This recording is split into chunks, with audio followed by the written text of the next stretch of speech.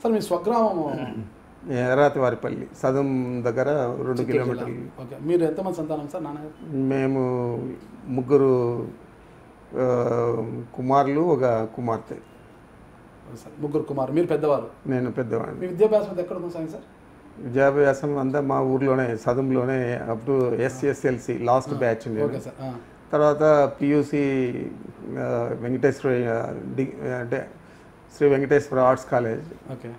తర్వాత BA Govindaraya Swami arts college. తర్వాత MA sociology SV university. Okay.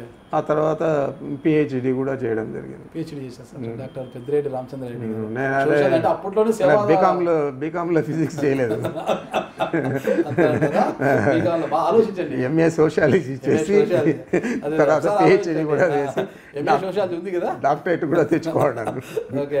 అంటే పెద్దిరెడ్డి రామచంద్ర రెడ్డి అప్పటికే సేవా దృక్పథం ఎక్కువ ఉంటుంది. MA సోషియాలజీ చేశారంటే కొద్దిగా సేవ కొద్దిగా అదంతా కూడా ఉండవాళ్ళే కొద్దిగా ఇది చేస్తుంటారు. సోషియాలజీ కావచ్చు, రూరల్ డెవలప్మెంట్ కావచ్చు, ఏదైనా కూడా అప్పటి నుంచి ఎందుకు సోషియాలజీ వైపు వెళ్ళారు? అదేదో మాకు బేసిక్గా మా ఫాదరు పెద్దగా చదువుకోలేదు. మాకు కూడా అడ్వైజ్ చేసేది లేదు. మాకు తోచినట్లు మా స్నేహితులు ఇలా చూసి SSLC దాకా కంపల్సరీగా అదే చదువుతాము. PUCలో ఏమో సైన్స్ తీసుకున్నాను డాక్టర్ కావాలని, మార్కులు రాలేదు. తర్వాత ఇంకొద్దు బాయ్ సైన్స్తో ఎందుకులే అని BAలో చేరినాను.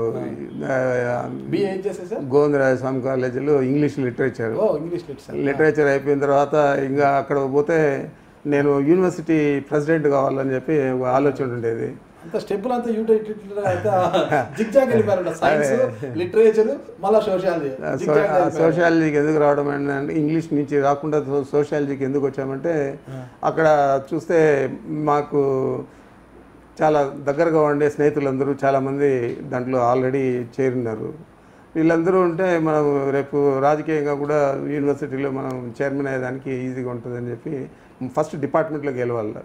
యూనివర్సిటీ చైర్మన్ అంటే అన్ని డిపార్ట్మెంట్లలో ఫైనల్ ఇయర్లో చైర్మన్లు గెలుస్తారు. ప్రీవియస్ దీంట్లో ఫస్ట్ ఇయర్లో సెక్రటరీలు గెలుస్తారు. వాళ్ళందరూ కలిసి చైర్మన్కు యూనివర్సిటీ చైర్మన్కి ఓట్లు వేస్తారు. అందుకని చెప్పి అక్కడ ఈజీగా డిపార్ట్మెంట్లో గెలుస్తాము, మళ్ళీ చూద్దాంలే అని చెప్పి అట్లా తీసుకోవడం జరిగింది. PhD కంప్లీట్ చేశారు? PhD డాక్టరేట్ వచ్చింది నాకు. అంటే నేను ఈ శాసనసభ్యుడు అయిన తర్వాత తీసుకున్నాను. 89లో శాసనసభ్యుడు అయ్యాను. 89 తర్వాత తీసుకున్నాను. సార్ వాస్తవం చెప్పండి, మీరు డాక్టరేట్ కోసం ఇంకా థీసిస్ అన్ని రాయాలి, ఎంత ఇది చేయాలి, మొత్తం కూడా బిబ్లియోగ్రఫీ రాయాలి, ఇవన్నీ ఉంటాయి కదా, ఇవన్నీ మీరే రాశారు, ఎవరితో రాయించారు? నాకు అంత అవసరం లేదు. నేను ఒక బ్రిలియంట్ స్టూడెంట్ అనేది యూనివర్సిటీలో అందరికీ తెలుసు. ఎక్కువ టైం MLA కాకముందే అంతా కంప్లీట్ చేశాను. వచ్చింది ఆ తర్వాత వచ్చింది. మా వైఫ్ కూడా PhD చేస్తూ ఉన్నది. ఆమె హెల్ప్ నేను తీసుకోవచ్చు, లేకపోతే ఆమెకు నేను హెల్ప్ చేస్తుండొచ్చు. నాకు ఒక అతను AC అబ్రహాం అని ఉన్నాడు. ఆయన వెళ్ళిపోయాడు యూనివర్సిటీ వదిలి. వెళ్ళిపోయిన తర్వాత AS మూర్తి అని ఆయన దగ్గర నేను PhD కంప్లీట్ చేశాను. ఆయన కూడా చనిపోయారు. అంటే నాకు డాక్టరేట్ వచ్చిన తర్వాత చనిపోయారు. AS మూర్తి. MLA అయిన తర్వాత ఫస్ట్ మొట్టమొదటిసారిగా మీరు MLA అని చెప్పారు సార్? 89 అంటే తర్వాత అంటే 90లో మీరు తీసుకుంటారు డాక్టరేట్. ఓకే. అప్పుడు మీకు చంద్రబాబు నాయుడు గారు యూనివర్సిటీలో ఫ్రెండ్, అంతకుముందే మీతో కలిసి చదువుకున్నారా? మాతో ఎప్పుడు కలిసి చదవలేదు, నాకు సీనియర్ అతను. సీనియర్. మళ్ళీ యూనివర్సిటీలో నాతో పాటు చదువుకున్న పెద్దిరెడ్డి రామచంద్ర చదువుకున్నా అంటే నువ్వు ఫస్ట్ ఇయర్లో ఉంటావు, నేను ఫైనల్ ఇయర్లో ఉంటాను, ఆయన ఇంకొక సబ్జెక్ట్లో ఉంటాడు, అందరూ కలిసేగా చదువుతాము. మీరు PGలో ఫస్ట్ ఇయర్లో మేము క్లాస్మేట్లో ఏం చెప్పలేదు, ఆయన కలిసి చదువుకున్నామని చెప్పాడు. అంటే మీరు PG ఫస్ట్ ఇయర్లో ఉన్నప్పుడు ఆయన సెకండ్ ఇయర్లో ఉన్నారా? ఆయన ఫైనల్ ఇయర్లో ఉన్నాడు. Final year. అంటే అప్పుడు రిలేషన్ బాగుండిందా మీకు? మాకేం లేదు, అప్పుడు ఏమన్నా పరిచయాలు లేవు, విరోధం లేదు. అంటే యూనియన్ అదంతా కూడా ఉండే విద్యార్థి విభాగాలు అని ఉంటాయి, అది ఉన్నది. ఆయన పోటీ చేయలేదు ఇప్పుడు. ఆయన మెస్ సెక్రటరీగా ఉన్నాడు ఫైనల్ ఇయర్లో ఉన్నప్పుడు. తర్వాత మళ్ళీ ఆయన పోటీ చేయలేదు. అప్పుడేం మీకు ఏం లేదు, ఒక మిత్రత్వం లేదు, శత్రుత్వం నడిపించేవాడు వెనకాల నుండి రాజకీయాల్ని నాకు వ్యతిరేకంగా. మరి ఎప్పుడు నా మీద పోటీ కూడా పెట్టలేదు. అదే ఫస్ట్ టైం లాస్ట్ టైం అనుకుంటా యునానిమస్గా యూనివర్సిటీ ప్రెసిడెంట్గా ఎలక్ట్ కావడం. ఓకే. మీరు ఆయన పోటీకి ఎవరిని పెట్టాలని ప్రయత్నించారు? అప్పుడు ప్రయత్నం చేస్తారు కదా, ఎందుకు చేయండి. అప్పటి నుంచే రామచంద్ర గారి మీద కంకణం కట్టుకున్నారు. ఏం కథ ఆయన? అట్లనే లేదు, అతను దృక్పథంలో ఆయన రాజకీయాల్లో ఉండాలని, మనము రాజకీయాల్లో ఉండాలని ఆ విధంగా అట్లా చేశారు. అంటే తర్వాత మీరు ఇంకా బయటకు వచ్చిన తర్వాత ఇంక ఉన్నది కాంగ్రెస్ పార్టీలో రాణిసి వచ్చారు. అంటే రాజశేఖర రెడ్డి గారికి మీకు కూడా మంచి సత్సంబంధాలు అంటూ వచ్చాయన్నమాట. చాలా క్లోజ్గా ఉండేవారు, చాలా క్లోజ్. ప్రతిదీ కూడా రాజశేఖర రెడ్డి గారి చిత్తూరు జిల్లాలో అది అమలు అవుతుంది, మీరు ఏది అడిగినా కూడా కాదనకుండా వచ్చేది అనమాట. అలాంటిది రాజశేఖర రెడ్డి గారితో మీకు ఎందుకు విభేదాలు పొడుచు అన్నా అచ్చిరాదు మదనపల్లి అని, ఆ మదనపల్లి అచ్చి రాకుండానే ఆయనతో నాకు విభేదాలు రావడం. ఏ అంశం అంటారు, ఏ అంశంలో రాలేదంటారు? నరేష్ కుమార్ని చైర్మన్ చేసినాము, వైస్ చైర్మన్ దగ్గరికి వచ్చే ముందుకి నేను ముందే అడిగినాను, అన్న 9 మంది ముస్లిమ్స్ గెలిచారు, ఇబ్రహీం అని మా ఊరోడు కౌన్సిలర్ అయినాడు, ఇబ్రహీం చేస్తామన్నా అని చెప్పినాను. ఎస్ గో హెడ్ అన్నాడు.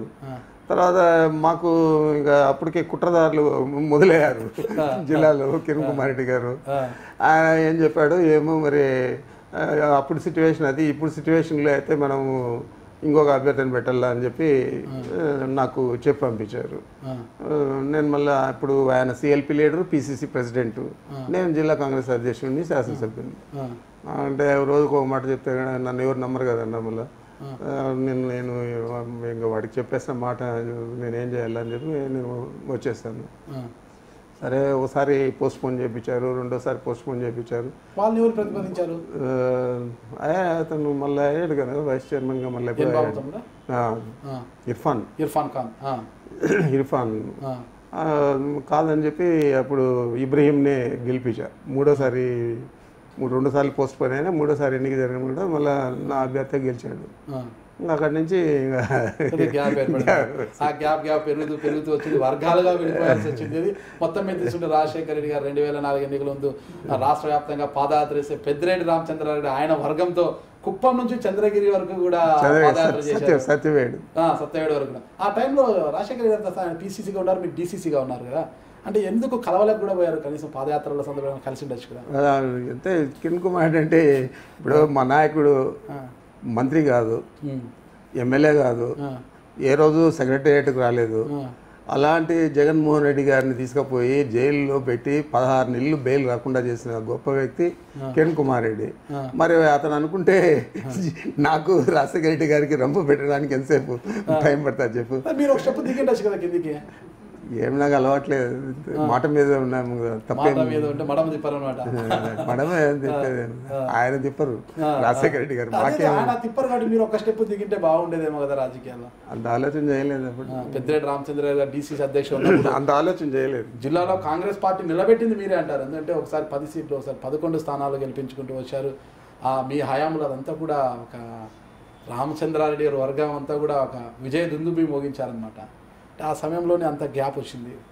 తర్వాత 2004 ఎన్నికల్లో పెద్దిరెడ్డి రామచంద్రారెడ్డి గారి పేరు పరిశీలించాల్సి ఉంది అన్న వరకు వచ్చిందంటే ఎంతవరకు విభేదాలు వెళ్ళినాయంటారు? ఎమ్మెల్యే అభ్యర్థిగా పరిశీలించేంత వరకు కూడా పోయింది. అట్లా ఎప్పుడు జరగలేదు, అంటే స్లోగా చెప్తున్నారు ఆ విషయాన్ని. అట్లా ఎప్పుడు జరగలేదు. నాకు సీట్ ఇక్కడ పోతే కాంగ్రెస్ పార్టీ మళ్ళీ కిరణ్ కుమార్ రెడ్డి మీకు అధిష్టానం వరకు పలుకుబడింది, కానీ ఇక్కడ జరిగిన కోటరీలో పెద్దిరెడ్డి రామచంద్రారెడ్డి గారి పేరు పరిశీలించాల్సి ఉంది. ఇక్కడ కోటరీలో ఎవరున్నారు? రాజశేఖర రెడ్డి గారు నాకేం వ్యతిరేకం చేయండి, ఇండివిజువల్గా రామచంద్రారెడ్డికి సీట్ ఇవ్వకూడదు అని అనుకోడు. ఎందుకంటే ముఖ్యమంత్రి కావాల్సింది ఆయన, గెలిచే వాళ్ళకి సీట్ ఇవ్వద్దని ఆయన ఎందుకు అనుకుంటాడు? అనుకోడు. ఇంకో పక్కన డి శ్రీనివాస్ నాకు చాలా మంచి మిత్రుడు, ఆయన పిసిసి అధ్యక్షుడిగా ఉన్నాడు, ఆయన అనుకోడు. ఇంకెవరు అనుకుంటారు అంత పేరు పరిశీలించాలని? ఒకటే మీరు వినండి, 2004, 99, తర్వాత మొన్న జరిగింది కదా 2009, ఈ 3 ఎన్నికల్లో కూడా ఒక్కసారే సైఫుల్లా బేగ్ అప్లై చేశాడు. 2004లో సింగిల్ అప్లికేషన్ నాది, 2009లో సింగిల్ అప్లికేషన్. మరి పరిశీలించాలంతా ఎవరిని పెట్టుకుంటారు? కాంగ్రెస్ పార్టీ అధికారంలోకి రావాలా, జగన్ ఇప్పుడు రాజశేఖర రెడ్డి గారు ముఖ్యమంత్రి కావాలా? పరిశీలించాలంటే నా లాంటి వారికి సీట్లు లేదంటే ఏ విధంగా కాంగ్రెస్ పార్టీ వచ్చింది? కిరణ్ కుమార్ రెడ్డి ఏమైనా చేయగలుగుతాడు, అంతటి ఇది జాదూగారు అన్నట్లు చెప్పారు మీరు. కిరణ్ కుమార్ రెడ్డి గారు ఇంత దుస్సాహసం చేసిన ఢిల్లీలో కూడా ఉన్నారు. రాజశేఖర రెడ్డి గారికి మెయిన్ ముఖ్యమంత్రి కావాలి కాబట్టి తప్పనిసరిగా గెలిచే వాళ్ళకి సీట్లు ఇచ్చుకుంటాడు. ఈరోజు నాగరాజు గారి ఇంటర్వ్యూలో చాలా విషయాలన్నీ కూడా చర్చించుకోవడం జరిగింది. ఇవన్నీ కూడా వాస్తవ దూరంగా ఉండవు. నేను వాస్తవాలే మాట్లాడినా అనే ఆలోచన మీకు వస్తుందని నేను భావిస్తున్నాను.